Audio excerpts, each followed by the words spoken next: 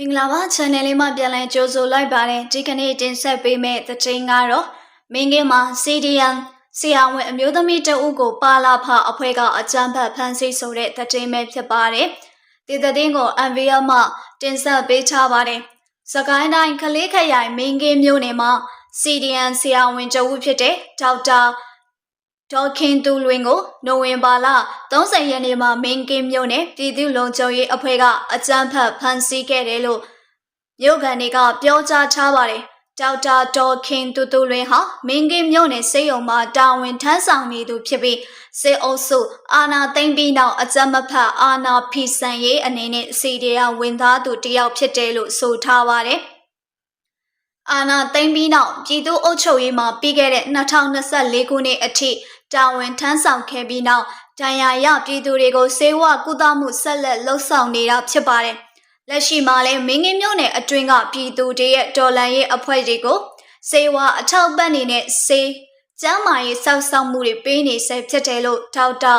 ဒေါ်ခင်သူလွင်နဲ့နီးစပ်သူတဦးကပြောထားပါတယ်။ဆီယာမပအဖလုံစိန်တုံးကတနက်3လက်ကိုဘာလက်နက်မှမရှိတဲ့လိုကဲ PDF ထံပေးခဲ့ပူရာတွေရှိပါတယ်။ဒါကိုအခုမှပုတ်ကိုရီမုံတီးမှုနဲ့လာဖမ်းတာလို့ပြောရမှာဖြစ်နေတယ်။ပအဖတာဝန်ခံဟောင်းအမျိုးသမီးတဦးကိုမင်းကင်းပအဖ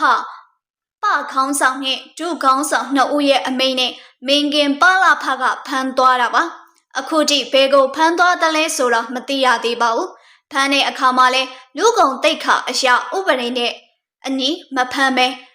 ကာယအိမ်တွေပြတ်အောင်ဖမ်းဆီးသွားပါတယ်။ဒီကိစ္စနဲ့ပတ်သက်ပြီးမင်းကင်းမြို့နယ်ပြည်သူ့အုပ်ချုပ်ရေးအဖွဲ့ကတာဝန်ရှိသူတွေကိုတယ်လီဖုန်းနဲ့အချိန်ချင်းဆက်သွယ်ခဲ့ပေမဲ့ဖုန်းမပြေဆိုပါဘူးလို့ပြောကြားထားပါတယ်။အမျိုးသားညီညွတ်ရေးအစိုးရအန်ယူဂျီရဲ့ဝန်ကြီးချုပ်ရုံပြောရေးဆိုခွင့်ရှိသူကိုနေဖုန်းလက်ကတော့ဒေါက်တာဒေါ်ခင်သူလွင်ကပအဖတာဝန်ယူစဉ်ကာလမှာမရှင်းလင်းရသေးတဲ့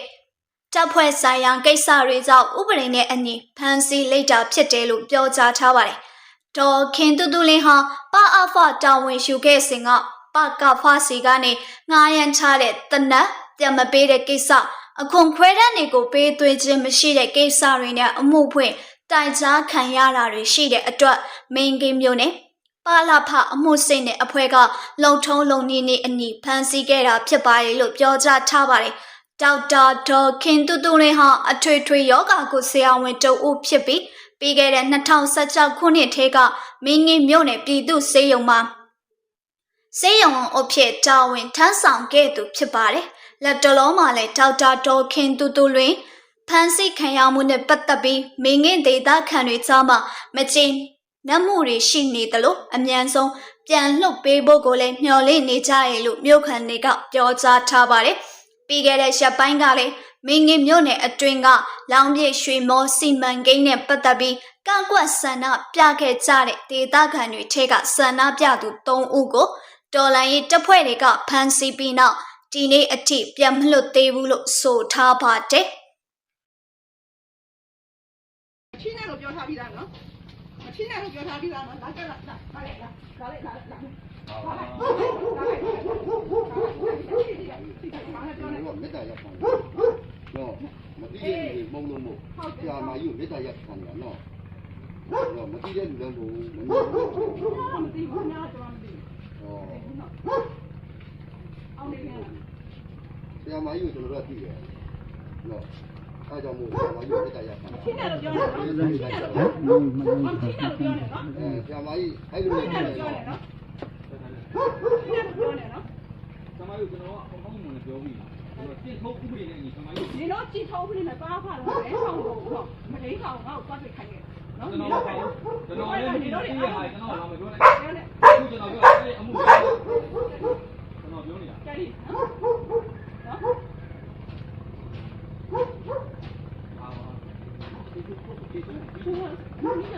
ဆရာမယူမိသားစုမှာတနာဝါနော်ဆရာမ900ကကြီးနဲ့ဖမ်းခံမှာတော့ဒီစားမရှိဘူးလာလိုက်တာပါနော်နေစားကနော်ဆရာမချင်းနဲ့လို့ပြောနော်ချင်းနဲ့လို့ပြောနေနော်ချင်းနဲ့ပြောနေနော်ရောက်ရှိပြီလို့ခုကနေလာခဲ့မယ်ဝ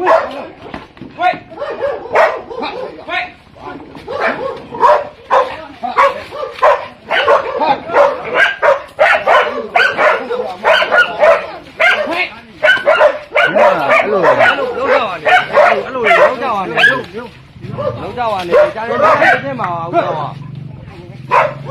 အမဒါတော့မလို့တော့ဘူးတော့ပြီဘောကဘာပြောလဲဒီသာပြောပါဒီသာပြောရဒီဘက်ခ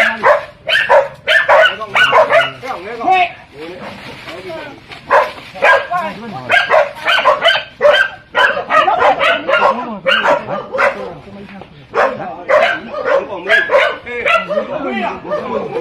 ဘောဘောခဏလေးစကားပြောနေပါလားခဏလေးဘာခွေးတွေကိုကခါကားလို့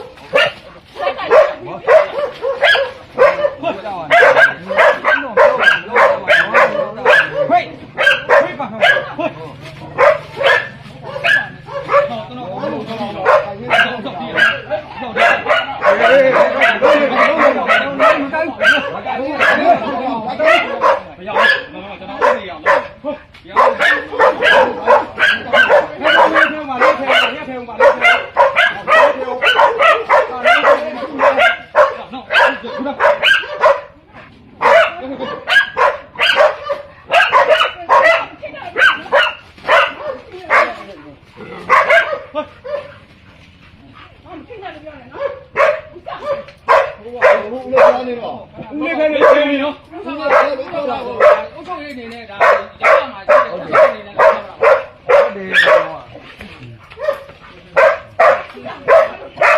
လုံးပါနဲ့ကွာဦးလေးခဲနေလို့ဘာပြောင်းနေနေတိတ်တာလေးတွေဟဲ့အောင်မင်း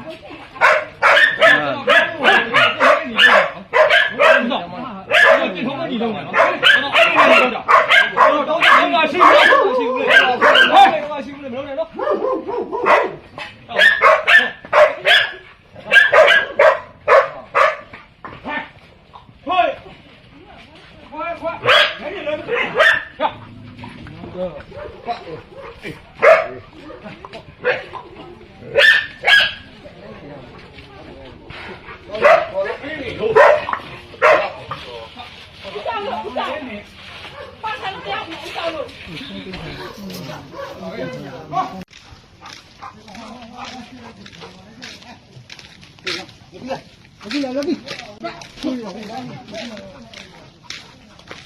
Lagi lah.